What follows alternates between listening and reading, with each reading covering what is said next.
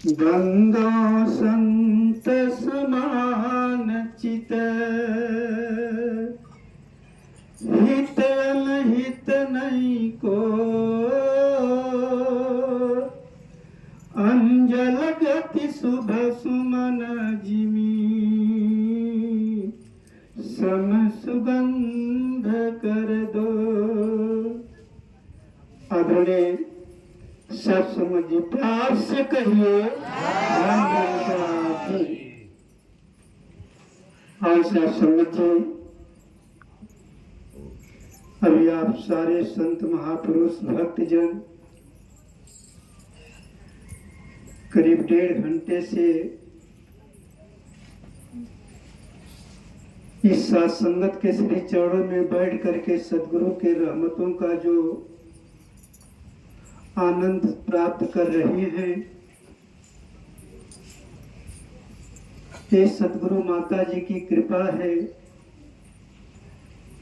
क्योंकि सत्संगत एक ऐसी गंगा है, एक ऐसी नदी है।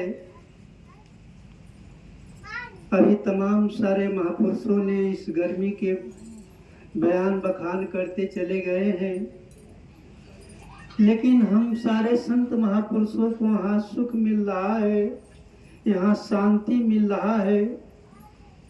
इस गंगा में बैठ करके जो हम गोते लगा रहे हैं, सत्संग जी ये सारे संत महापुरुष अपने अपने मन के भाव को सदगुरु के श्री चरणों में रखते हुए जहाँ अपने आप को ये सुख ले रहे थे, वहीं संसार के हर एक मानव प्राणी को, हर एक इंसान को सदगुरु के शुभ संदेश भी ये महात्मा अपनी भावनाओं के द्वारा दे रहे थे। सत्संग जी महात्मा अरदास कर रहे थे कि आज समय के रहबर सदगुरु माता जी एक मानवता का संदेश दे रही है, एक इंसानियत का पाठ पढ़ा रही हैं। सत्संग जी एक फकीर ऐसे कड़ाके की धूप थी, दोपहर का समय था, अपने घर से लालटेन जलाया, लालटेन जला करके चौराहे पर पहुंच गया। चौराहे के सारे लोग देख रहे हैं कि आखिर ये फकीर जो है, ये महात्मा, इस दिन में कड़ाके की धूप है, लेकिन ये लालटेन जला करके या क्या ढूंढ रहे हैं।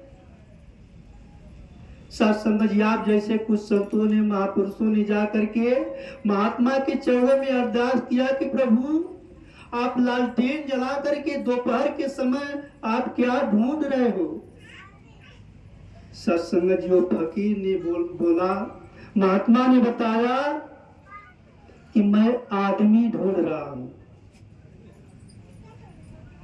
सत्संग जी सारे लोग कहने लगे कि पागल हो गया क्या है, इतने आदमी बैठे हुए हैं, इतने इंसान बैठे हुए हैं, इसे आदमी नहीं दिखाई दे रहा है, आदमी नहीं प्राप्त मिल पा रहे हैं।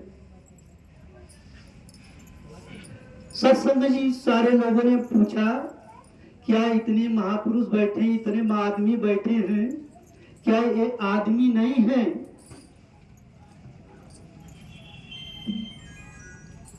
तो फकीर कहा कि यदि आदमी रहते तो बार बार ऐसा वेदों में नहीं लिखा रहता कि मनोर्भव मनुष्य बनो।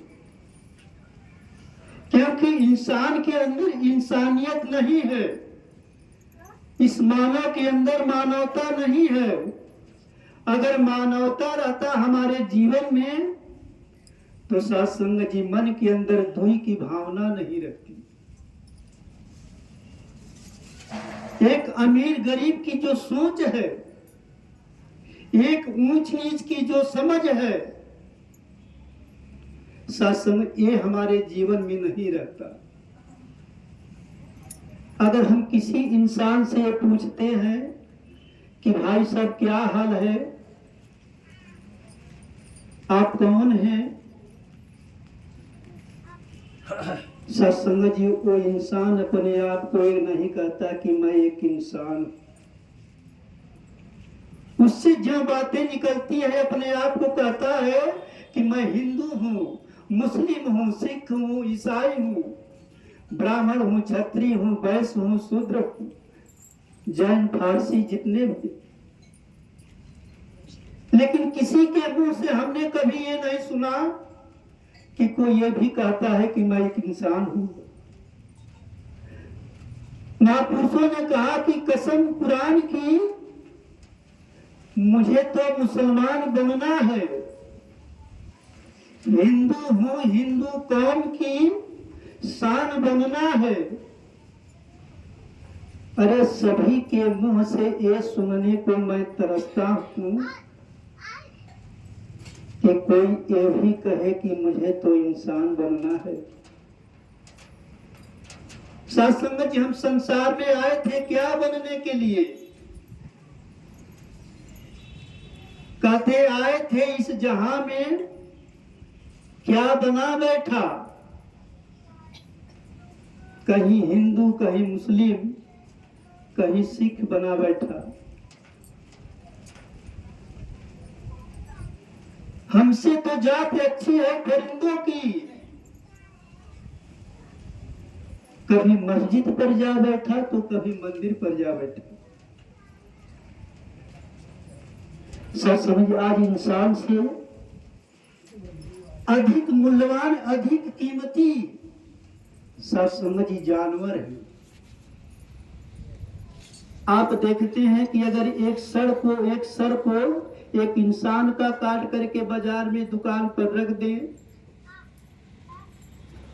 और तमाम भेड़ बकरियों के सर को हम रख दें एक जगह, लेकिन सासई इंसान के सर को जो भी इंसान देखेगा तुरंत उधर से मुख मोड़ लेगा। उसका लगाव किधर है, उसका कीमत, किसकी कीमत है, वो जानवरों की तरफ चला जाता है। और सत्संग जी, आज सदगुरु हमें एक समझ दे रहे हैं, एक इंसानियत का सदगुरु हमें पाठ पढ़ा रहे हैं, एक जीवन जीने का हमें तरीका बता रहे हैं कि हम सदगुरु के चरणों में बैठ करके जब अपने आप को समर्पित किया तो एक निराकार पार ब्रह्म परमात्मा के दर्शन हुए। सत्संग हमने दर्शन कर लिया कि ये परमात्मा है, हमने इसको देख लिया। जैसे सत्संग जी सारे संत महापुरुष को हम सारे लोग देख रहे हैं